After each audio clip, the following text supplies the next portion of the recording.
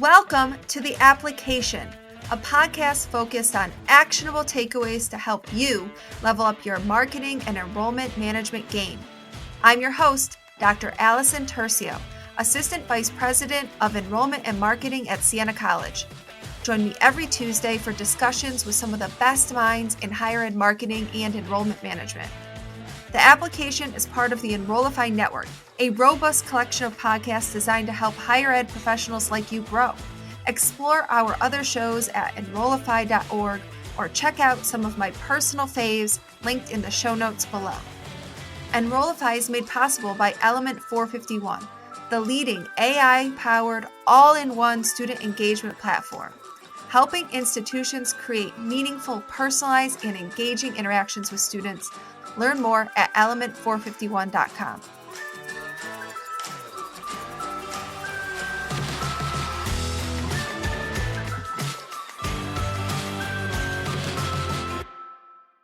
Why are some students waiting to visit campuses until after they apply?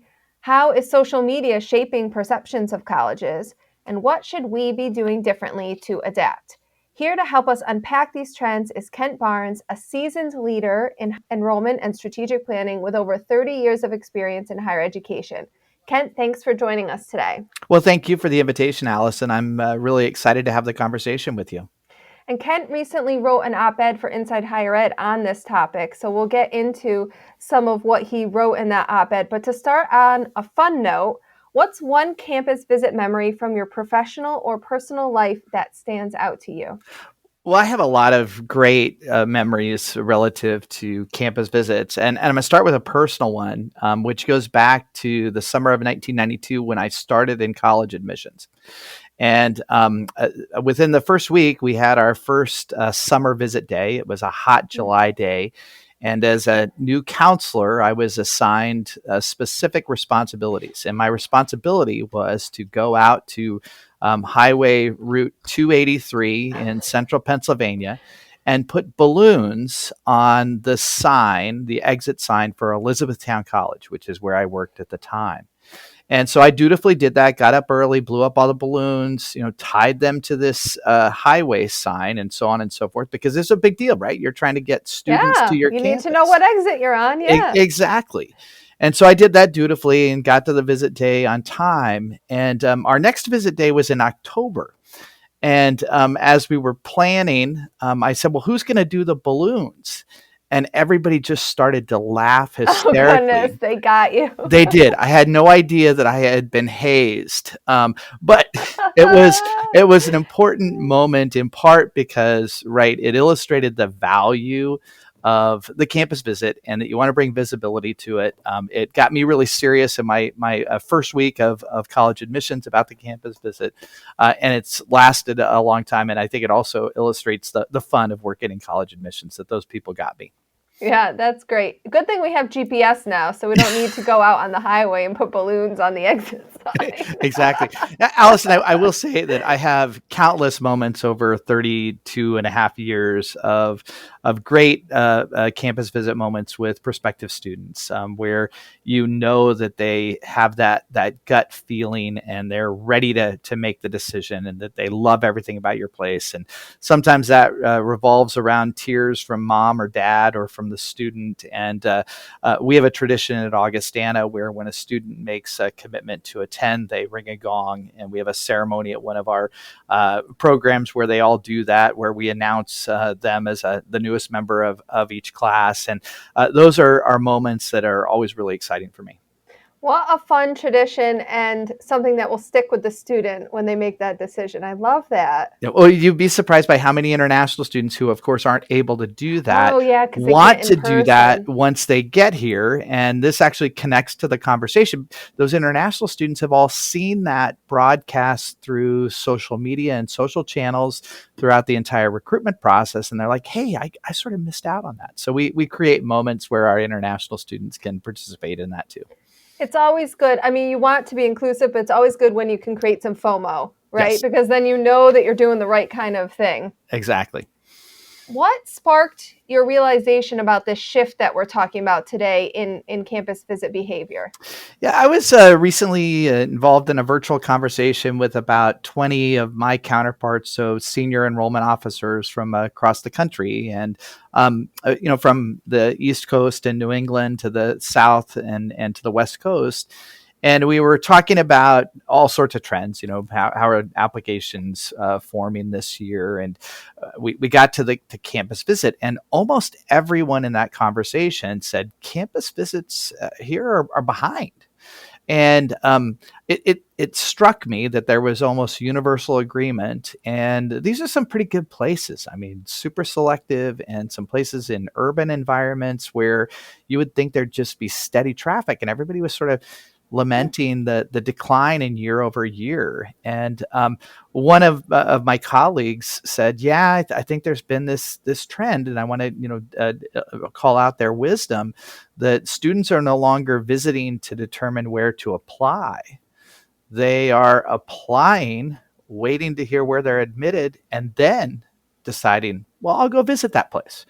And that just sort of stuck with me, because that hasn't typically been the conversation we've had. And I come from a background where, gosh, not that long ago, it wasn't unusual for a student to visit campus in the spring of their junior year, and then we'd talk about the importance of them coming back to interview on campus sometime in the fall when students are around, and then they'd be coming back in the spring for a deciding visit and doing an overnight. And that whole cycle of multiple visits, it just seems to be going by the wayside. So that was the inspiration. It was a conversation with a number of colleagues, and we were all, except for one, who said, "Hey, I'm way up," and we were like, "Oh, I kind of envy that guy." Yeah, a little bit of jealousy there. So what should our takeaway be about this shift? How do you interpret it? Why is it happening? What's going on here? Yeah, well, I mentioned in my op-ed that I think there are a couple of things that are contributing to this. One, students have more information about colleges than ever before, and they may not feel like that campus visit really provides more information, because we have incredible virtual tours on our websites. We're filming commercials on our campuses and pushing those out. And then, of course, you have social media. There's just so much information that's available. So I think that's one piece of it. I think a second piece of it, which I got some pushback from one follower on LinkedIn about this particular comment, but I think it's real. I think people are calculating the return on investment associated with college. They're thinking about the campus visit. Is it really worth it for me to spend a couple $100, or if you're flying to a campus, a couple $1,000, and not even know if I'm in?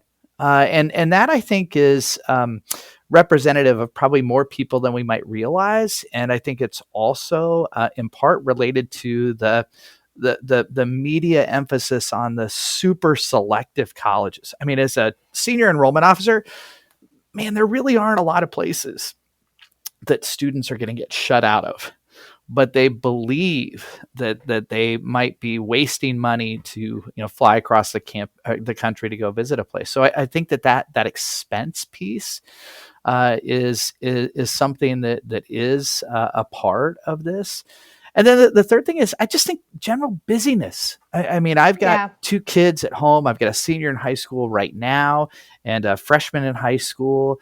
And when my wife and I compare calendars to try to figure out when we could get away, it just is harder and harder and harder. And I think as the average number of applications that a student submits has increased, there are more places you want to visit with fewer dates that are available. And so I think all of these things are contributing factors.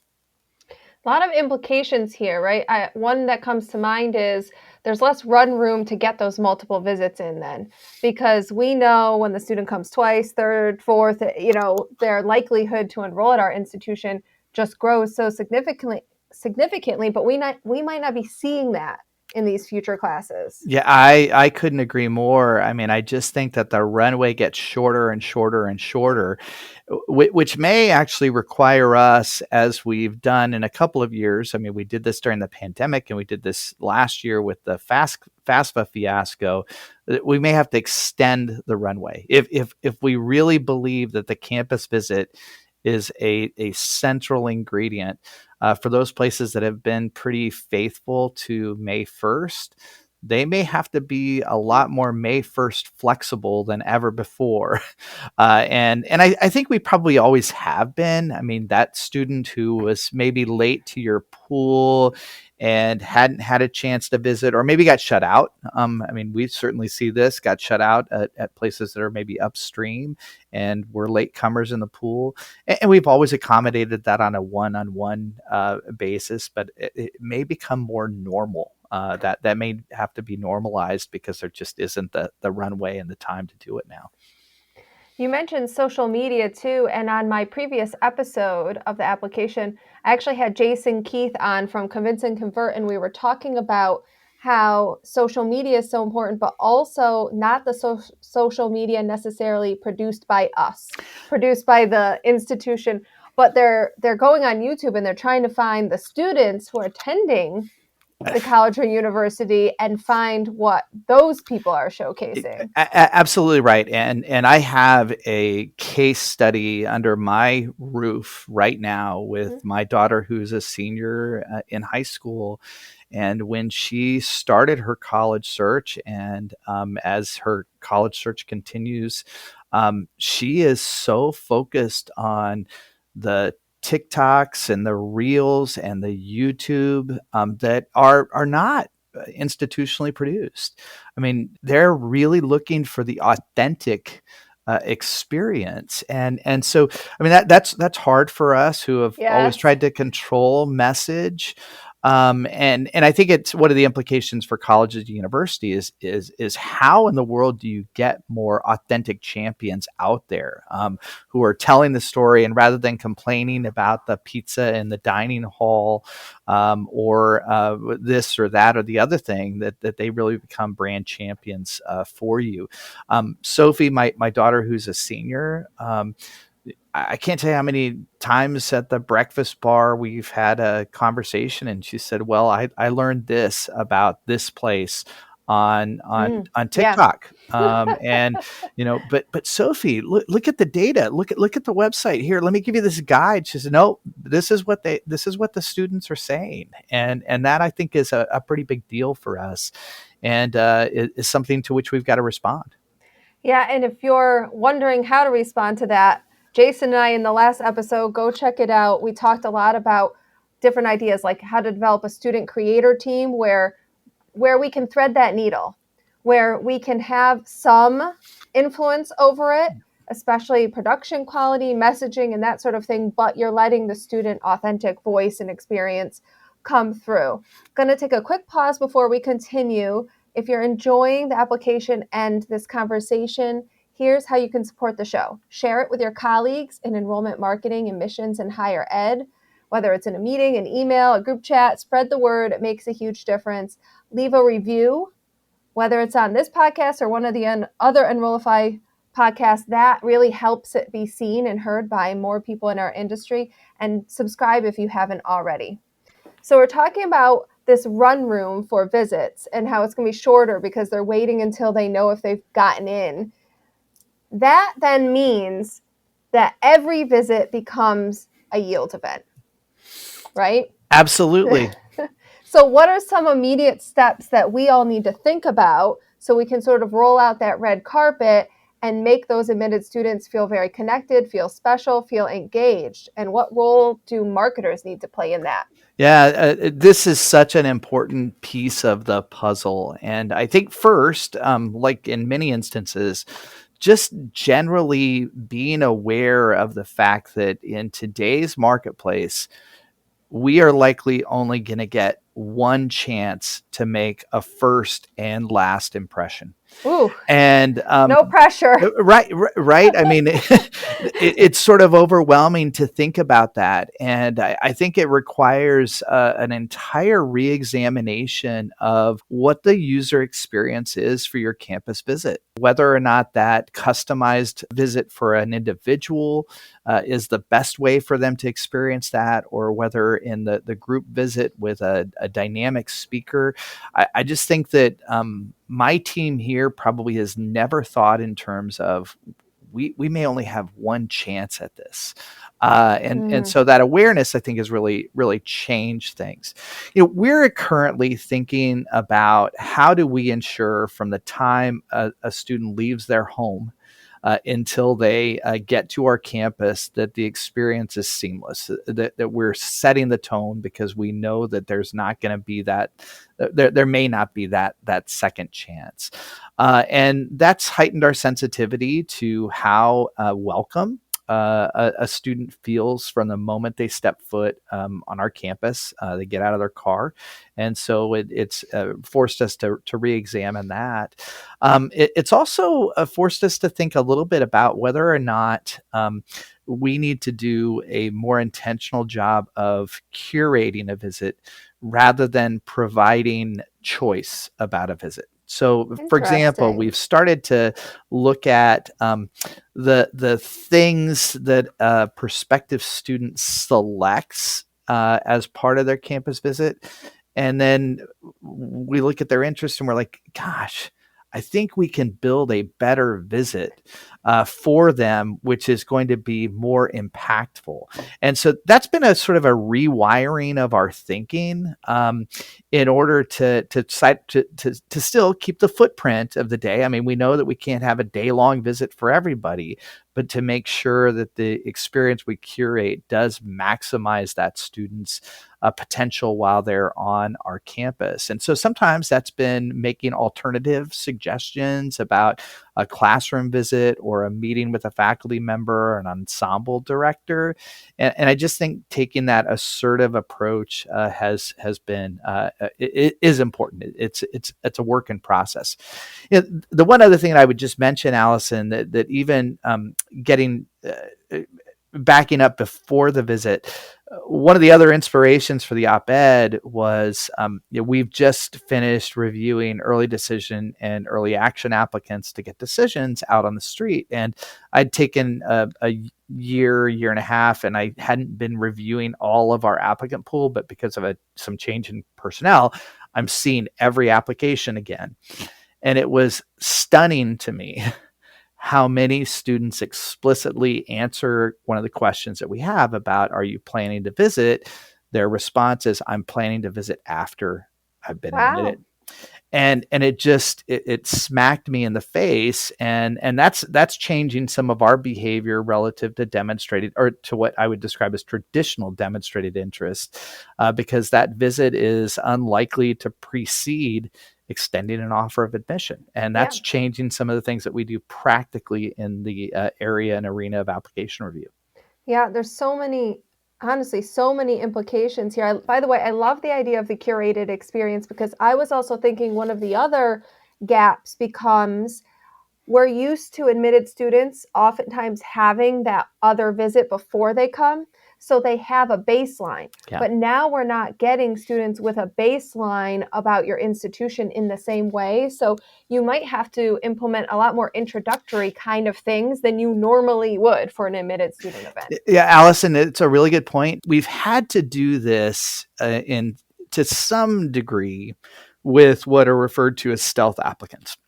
Yes. Right. We didn't have the same runway. We didn't have a very sophisticated 18 to 24 month communication stream to get them acquainted with who we are and our mission and what we do. Instead, we had to jam that into about 6 months. And I think most institutions have adjusted pretty successfully to that and have recognized that you can't treat all prospects equally. And then we've also learned through a few cycles of direct admit programs that runway is even shorter. Yes. And because you're really just sort of saying, hey, we kind of like you. Are you interested in getting to know us a little bit? And you've got to do all of the dating within the course of a couple of weeks for them to opt in and say, hey, yeah, I am interested in you and your offer. And so I think that learning from those experiences and applying them and recognizing that single campus visit is you got to accomplish a lot. You got to give them a full sense for the place rather than just simply an introduction. Yeah. Yeah. And then when it comes to demonstrated interest, there's that piece that you were talking about of what we know about a student at point of application to admit them or not admit them. And then there's also, we plan on visit numbers in our enrollment projections. Like, are we going to make our goal? Because it's such a strong indicator of likelihood to enroll. And as we were saying, the greater number of visits, the higher it goes up. And then when it's post-admit, it goes up. We all, everyone listening, I know knows that. So what do we look at then? If those numbers are changing, we're not seeing the same likelihood to enroll information and the same demonstrated interest information. What do we do? Yeah, what do we do? What are we going to look at to help us know where we are? Well, my first counsel, which is easier said than done, is we can't panic about a decline in year-over-year numbers in November. That is not, in my view, an indicator of whether or not a place is going to be successful or whether or not a place is in some type of danger, because those visits may be backloaded rather than front loaded because of the changes in behavior. So we can't panic. I think that at least in our case, and I can only speak to my experience, what are some of the other things that we can be looking at?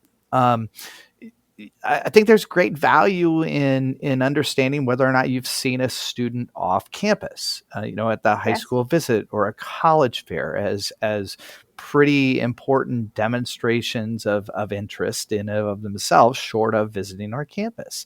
I think also increasingly there are tools for us to really understand a digital engagement of students. And I think that those students who are paying attention to your posts, interacting with your social media posts, those students who are reading your email, those students who are picking up. I mean, we still do quite a bit of telecounseling.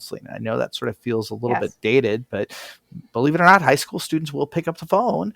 Those students who are talking to one of your callers rather than ghosting them or hanging up on them, I think that those are all good indicator. Good indicators. And we're not huge. I mean, our enrollment's just over 2,500, and we've got an applicant pool of about 9,000. I mean, those are still things that in the process we can pay attention to. And I think for places that are like Augustana or Siena and smaller, there are signals out there. There are signs out there. We just have to adjust what we're looking for and calibrate the threshold.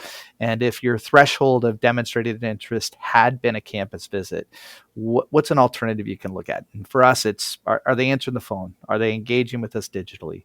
Are they viewing and interacting with our social media? All of those things are good measures of whether or not they're really with us. I'm thinking another way that we need to think differently is how we're filling that space, that prospect to applicant space, because we might have spent a lot of resource and energy around convincing them to do that visit. But what do we maybe need to be doing instead? Are there virtual options we need to be doing? Is there content and brand marketing that we need to be doing to be able to get that baseline we were talking about so that they have, some understanding of your institution before they do end up with that post-admit visit? Like, how do we use that time then too? Well, I think it's a really good point. And I remember when I first started in this business, there was sort of a rule that you needed to have a runway of about 6 weeks before an event. and you also didn't want to signal what events would be coming after that event because you didn't want to, because you right? yeah. You didn't want the One person. thing at a time. Exactly. And so I think one of the changes and one of the things that has to fill that vacuum is making sure that you're showcasing all of the various visit opportunities. The other thing that I would say is we've really tried to, and I don't know. I want to give all of our students and families, full credit because they're amazing and enjoy working with them. But I do sometimes think that there's paralysis when you open up. Well, you can come anytime and you can do anything. Yes. Yeah. And so we've had to get a little bit more directive about what type of an event we're offering, and have taken some days which would have been it's a day when we've got 30 or 40 visitors, and shaped them into an event. Rather than just the Martin Luther King holiday is coming up, or Veterans Day, and I think that that's also something that makes it attractive. The other thing that we've been doing for some time, and we're not far off of our year-over-year visit trends, but I think also incentivizing the campus visit. If we still believe that the campus visit is important, and I do, I think that for places that are struggling, they've got to examine whether or not there are some incentives that they can create to get a student to campus. Back 30 years ago, the incentive was, oh, you visit campus, we waive your application fee. Well, I mean, who still charges an application fee, right? Yeah. What are you thinking? Are you thinking scholarship when you say incentive? Are you thinking swag? What comes to mind? Yeah. So for many years, we have had a campus visit grant. So if a student visits, they're eligible for that campus visit grant. And we put some pretty tight parameters on what type of a visit a student has to participate in. Yeah, they can't come just see their friend at the dorm. Exactly. Yeah. Or just, hey, I drove through your campus. And so we've done that. And then also we have, we host 2 academic scholarship days where a student can come and compete for academic scholarships. And again, that's the type of incentive if you're really serious about it. Now, I'm also looking at the fact that as we know that there's going to be a backloading, we don't have something at the end of the process. Although I think there are some levers you could pull. You could look at drawing for textbooks and other things like that, or priority and for room selection in order to try to get students to an event later in the process. So I think there are a variety of things that can be done, but if we still believe it's important, and I do, then we have to make it important for them too. Exactly. That's something we've got to focus on. All right, before we wrap up, if you had to make one bold prediction for how campus visits are going to evolve over the next, let's say, 5 years, what would it be? Well, I do think that we are likely to see some really pioneering work in the virtual visit experience, where a student through virtual reality can experience our campus. Makes me really uncomfortable and it's creepy, but I'm sure that there's going to be somebody who pioneers that and allows a student to, through virtual reality, to feel like they are in a classroom, they are in a residence hall on a campus, and that they're interacting with people in that way.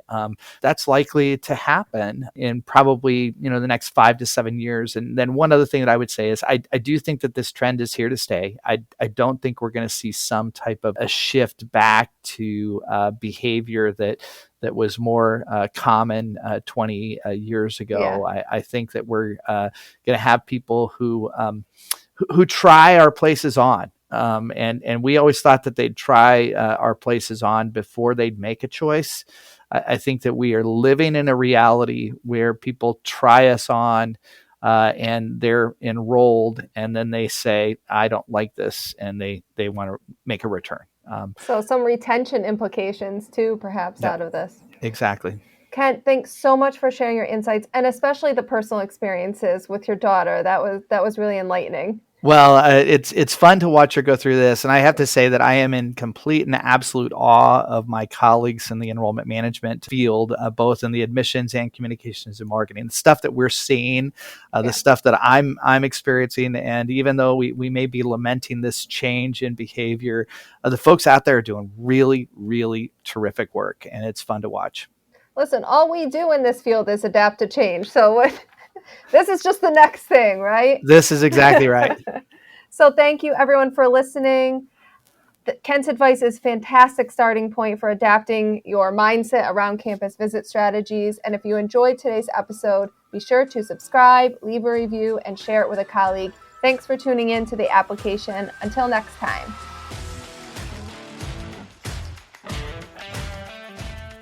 The Application is part of the Enrollify Podcast Network. If you like this podcast, chances are you'll like other Enrollify shows too.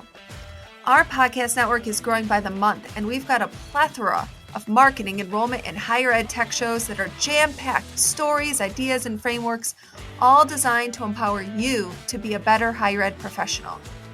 Our shows help higher ed marketers and admissions professionals find their next big idea. And they feature a selection of the industry's best as your hosts. Learn from Jamie Hunt, Seth Odell, Day Kibbolds, Jeremy Tiers, and so many other of your favorite higher ed leaders.